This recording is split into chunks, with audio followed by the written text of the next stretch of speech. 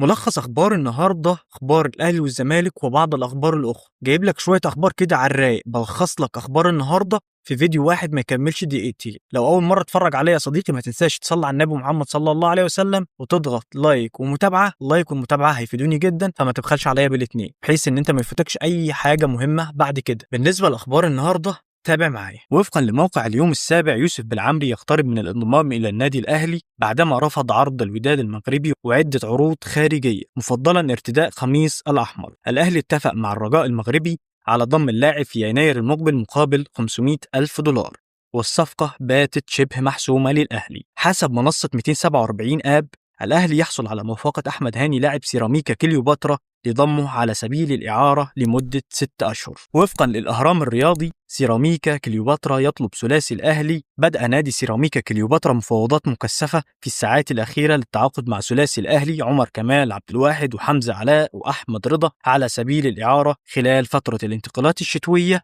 المقبلة. حسب موقع أفريكا فوت، الأهلي تواصل مع وكلاء اللاعب الغيني محمد توريه والملقب بمو توريه، وقد بدأت المفاوضات رسميا بين الأطراف المعنية بعد موسم مميز في الدوري الفنلندي. حسب صحيفة سبورت الأسبانية، الأهلي لا يعارض انتقال حمزة عبد الكريم إلى نادي برشلونة. حسب منصة 247 آب، أفشا يرفض الدخول في صفقات تبادلية ويطلب منحة الحرية لتحديد مستقبله في حال الرحيل عن الأهلي المصري. تقارير، الزمالك يحدد طلباته في ميركاتو الشتاء بضم مهاجم وجناح أيسر ولاعب وسط. عبد الله السعيد ودونكا وأحمد ربيع يقتربون من الغياب أمام حرس الحدود بكأس العاصمة بسبب استمرار التأهيل البدني. تقارير، المقاولون العرب يطلب التعاقد مع محمود جهاد لاعب الزمالك في يناير المقبل. حسب صحيفة سبورت الأسبانية، مواجهة ودية محتملة بين منتخب مصر ومنتخب أسبانيا في قطر خلال شهر مارس المقبل.